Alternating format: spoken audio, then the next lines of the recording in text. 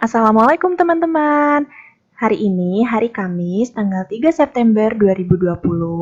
Sekarang kita memasuki tema 3 peduli terhadap makhluk hidup, subtema 1 hewan dan tumbuhan di lingkungan rumahku, pembelajaran ke-1. Alangkah baiknya sebelum pembelajaran dimulai, kita membaca doa terlebih dahulu ya. Bismillahirrohmanirrohim. Rabbi zidni ilma warzuqni fahma. Amin. Selanjutnya, di sini terdapat tujuan pembelajaran. Yang pertama yaitu dengan memahami penjelasan guru mengenai kenampakan alam di Indonesia, teman-teman dapat menyebutkan pengertian, jenis-jenis, dan ciri-ciri kenampakan alam di Indonesia dengan tepat. Selanjutnya yang kedua, dengan memahami penjelasan Bunda tentang eksploitasi sumber daya alam, teman-teman dapat menjaga dan melestarikan sumber daya alam dalam kehidupan sehari-hari dengan baik dan benar.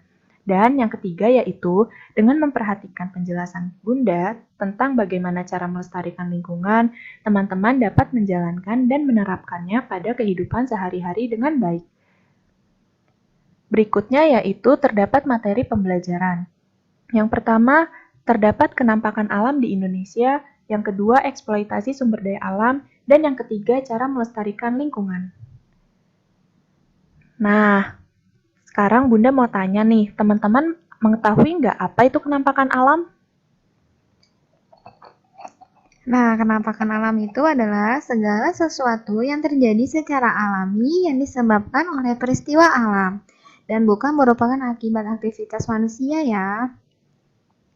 Selanjutnya, di sini ada jenis-jenis kenampakan alam. Kenampakan alam itu dibagi menjadi dua, ada kenampakan alam daratan dan kenampakan alam perairan.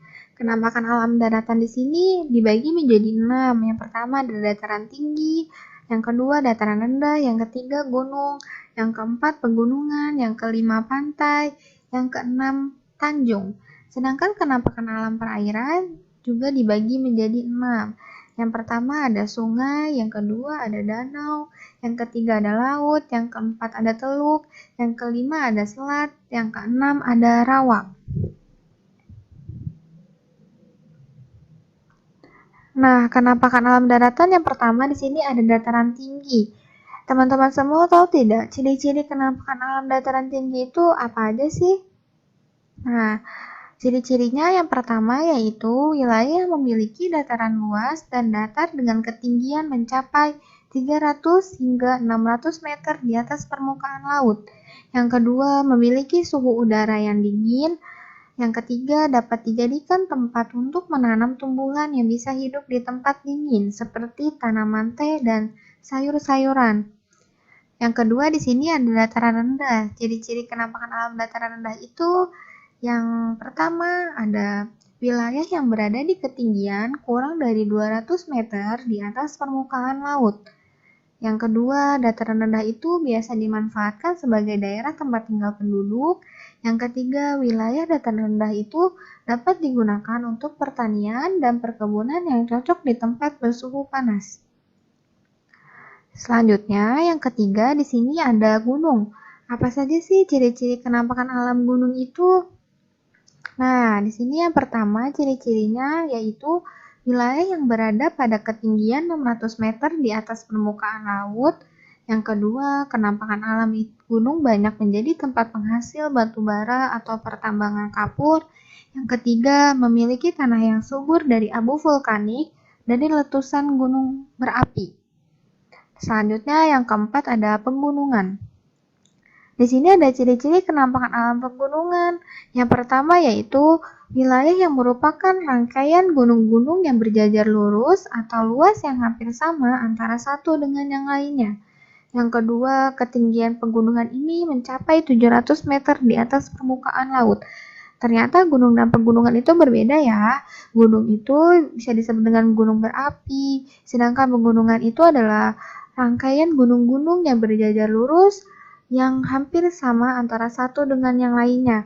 Ketinggiannya juga berbeda loh. Ketinggian gunung itu berada pada ketinggian 600 meter di atas permukaan laut, sedangkan pegunungan ini mencapai 700 meter di atas permukaan laut. Nah, yang kelima di sini ada pantai. Ciri-ciri kenampakan alam pantai apa saja sih? Yang pertama yaitu dataran yang letaknya dekat ke laut dengan ketinggian kurang dari 200 meter di atas permukaan laut. Yang kedua, terdapat hamparan pasir yang sangat luas. Yang ketiga, pantai disebut juga sebagai perbatasan antara lautan dan daratan. Ternyata pantai itu bukan airnya ya, ternyata pantai itu adalah hamparan pasir yang sangat luas. Nah, yang keenam di sini ada tanjung. Apa saja sih ciri-ciri kenampakan alam tanjung itu? Yang pertama yaitu daratan yang menjorok ke laut. Yang kedua, tanjung yang luas bisa disebut dengan semenanjung. Yang ketiga, tanjung biasa dimanfaatkan untuk membangun pelabuhan. Nah, di sini ada kenampakan alam perairan. Yang pertama ada sungai. Apa saja sih ciri-ciri kenampakan alam sungai itu? Yang pertama yaitu wilayah perairan yang ada di dataran rendah yang biasanya airnya itu berasal dari aliran air dataran tinggi atau gunung. Yang kedua, aliran sungai bisa dimanfaatkan sebagai sumber irigasi persawahan, jalur transportasi, hingga sumber tenaga pembangkit listrik tenaga air atau PLTA. Nah, yang kedua di sini ada danau. Ciri-ciri kenampakan alam danau itu apa saja sih?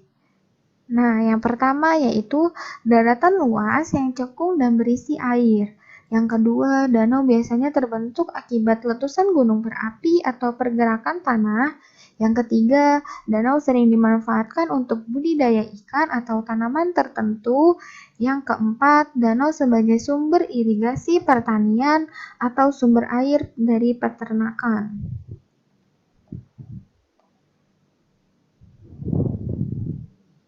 Nah, di sini ada laut.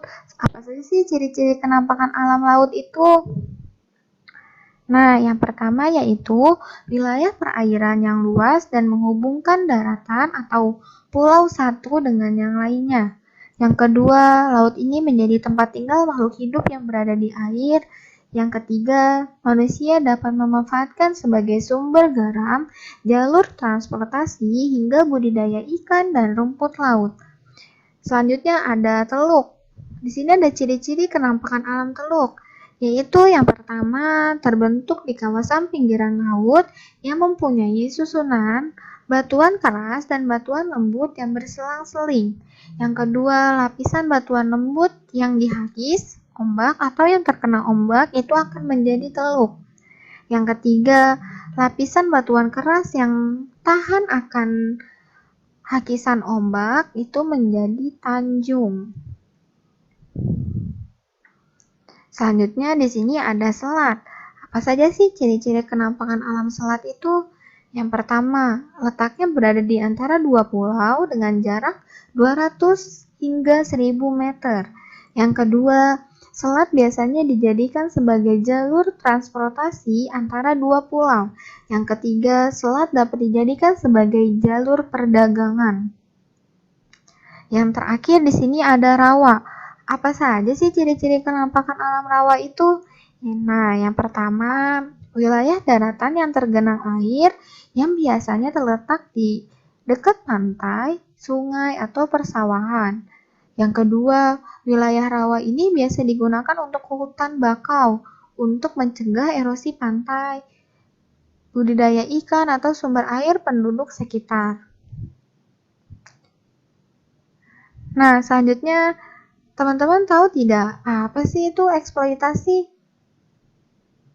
Nah, eksploitasi yaitu pemanfaatan yang secara sewenang-wenang atau berlebihan terhadap sesuatu hanya untuk kepentingan ekonomi tanpa mempertimbangkan kesejahteraan dan keadilan. Sedangkan di sini ada eksploitasi sumber daya alam. Di sini eksploitasi sumber daya alam itu adalah penggunaan sumber daya alam secara tidak terbatas atau berlebihan untuk pertumbuhan ekonomi manusia tanpa didasari rasa kepedulian terhadap adanya sumber daya alam yang harus dijaga. Nah, berarti di sini eksploitasi sumber daya alam ini adalah penggunaan sumber daya alam yang berlebihan yang digunakan untuk pertumbuhan ekonomi manusia. Mereka tidak peduli terhadap adanya sumber daya alam. Padahal sumber daya alam itu harusnya dijaga, bukan digunakan secara berlebihan. Nah, di sini ada contoh eksploitasi sumber daya alam. Yang pertama itu biasanya kita lihat pembakaran hutan secara besar-besaran untuk kepentingan membuka lahan. Karena pembakaran hutan itu menimbulkan kerusakan habitat hewan dan tanaman yang dapat mengakibatkan bencana alam. Nah, ternyata pembakaran hutan ini bisa merusak habitat hewan dan tanaman, sehingga bisa juga mengakibatkan bencana alam, yaitu kebakaran. Yang kedua, menangkap ikan dengan menggunakan bahan peledak atau kimia. Itu bisa mengakibatkan habitat ikan dan lingkungan yang berada di sekitarnya menjadi rusak.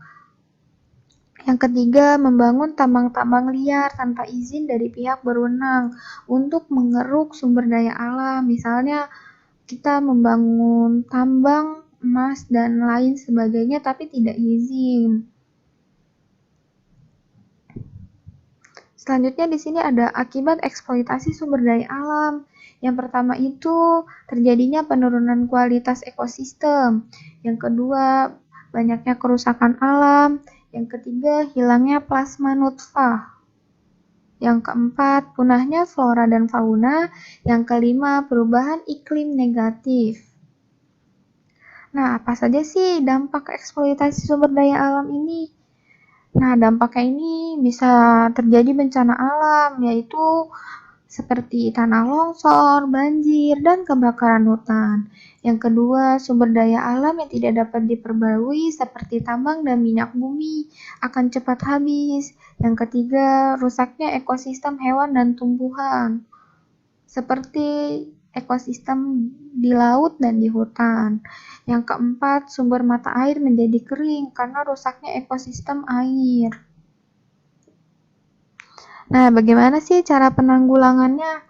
Yang pertama itu kita bisa melakukan reboisasi pada hutan yang telah gundul. Jadi kita melakukan penanaman kembali pada hutan yang telah gundul.